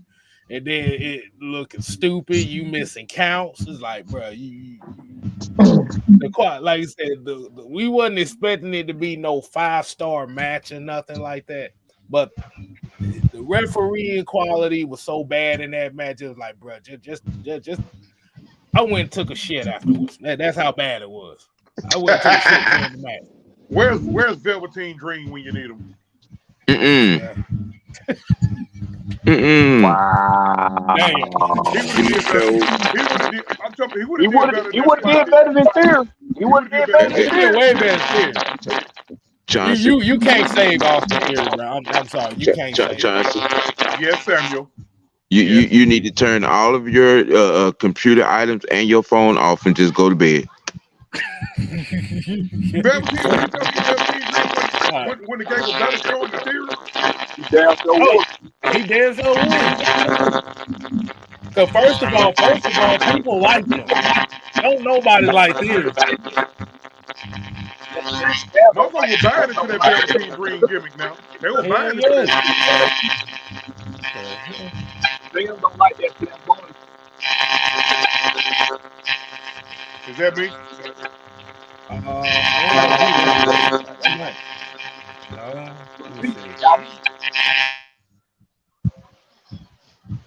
Okay, that wasn't me. Okay.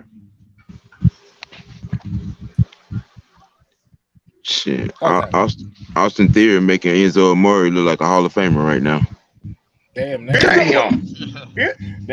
boy. But see, Enzo got a gimmick, man. He got they were buying into that dumb shit he was doing. Man, he made El Torito look like a goddamn Hall of Fame. Wow. Seth Rollins gonna be the guy. Seth Rollins gonna be the guy to dethrone Roman. They're gonna figure out how to get Seth back into it, even though he may He may not. But just long as he don't wear that pink thong shirt he had on, Whatever the hell I he think had he on, looking like damn Jeff Jarrett for a moment. I was like, what the hell was that? exactly. But I got one. But I got one for y'all. If you really want to try to figure out how to dethrone Roman, go within the family itself. Now, if they really wanted to bring dissension, hey, remember the But whole can Jay thing, hold it, the whole. Well, yeah, the thing started with Jay. Could it end with Jay? But can he hold it though? Because we all thought that is a good question. Can he hold it? Can he hold But it? I don't think. I think Jay is the perfect person to dethrone Roman. But then you can also see Jay losing the titles when they get split. I would rather it happen that way than having some random person just come take the titles. Like I said, as of currently right now, how Roman is built, nobody can take those belts. They can't have both. They only can get one. They cannot have both. Right. Especially with the rumors swirling around that he might be gone until SummerSlam. Hey, one way or the other, he gonna get to them 1,000 days. Point blank period. Hey, well deserved. Shit, you sitting here holding the championship belt for damn near 3 years. Yeah, you need a damn break. 3 years, might as well. But the whole funniest part, like both nights were pretty damn good. But the highlight for me was when damn Snoop came in there and knocked Miz ass out twice. I was like, Yeah, that shit was funny as hell.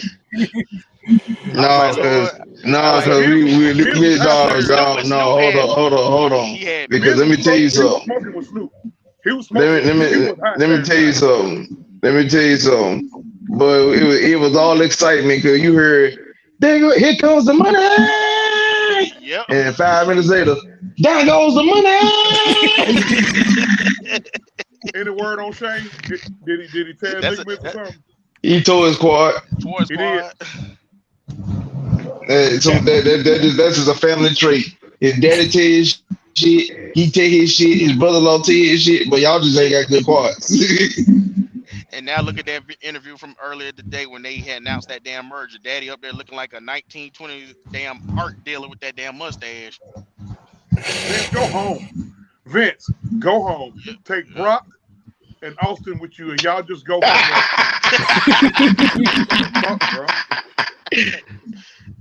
Because those are his babies, Brock and Austin. It really is. It really is.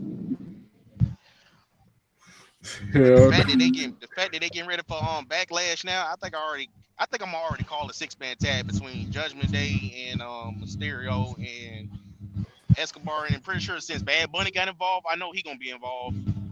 All right, I'm about sick of that shit. Yeah, I see that too. I'm about sick of that shit and that Logan Paul motherfucker. About sick of that shit. Yeah, Logan Paul get him a damn nerve. The fact you bring your buddy into it just to like a fucking prime and he get his ass knocked out. Yeah. I was like, get this motherfucker off my TV screen.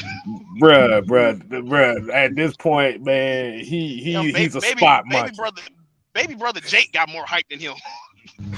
Exactly. They got these boys coming in with being a spot monkey. This shit ain't working. Like just sometimes. That's why it works so well with him working with that thing still. Yeah. It is a spot monkey ass man. Shit, I'd rather see damn Pat McAfee whoop his ass. At least he give me something to laugh about. Hey, shoot, but yeah, like I said, at the end of the day, Austin Theory need to be thrown in the garbage. That like what LT? What did you say? How the hell y'all gonna have Sami Zayn and fucking Kevin Owens kick out of 475 finishing moves, and almost big ass loses to 2 suplexes in an F5? Hey man, that man got German suplex 3 times in the L5 in a match. I'm mad that I missed that match, but the fact that Sammy and Kevin gave me a show, I like, y'all kicked out the 1D, damn super kick after super kick. I was like, damn. That shit, it pissed me off because this man Sammy got ping pong super kick. Then he got super kick to the back of his head.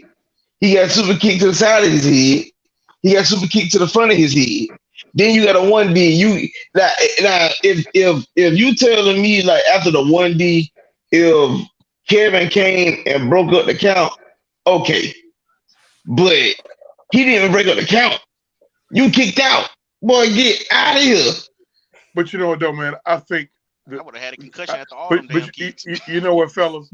I think the brotherhood that's shown between Sammy and Kev, man, I think it's just I think it's just next level. What you think about that, Mike?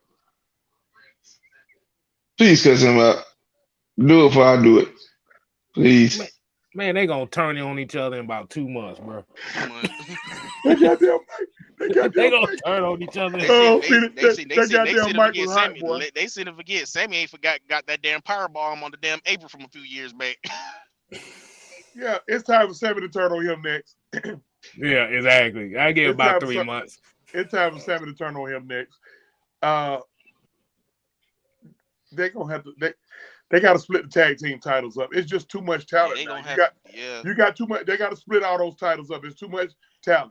I mean, right now, really, you got to have more than just the tag team champions, the 2 world champions, and the two ladies champions, and the Intercontinental and the U.S. title. Like you got to create more storylines. You got to keep the audience involved, because for a good bit now, like the only thing I really wanted to see was the first 15 minutes, the 10 o'clock spot, and then at the end, on Monday Night Raw. So you got to create some more storylines. You got not create some more story. You got to have more titles out there.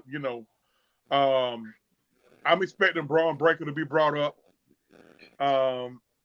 You got to keep him as a face. You can't have everybody. Everybody can't be the heel.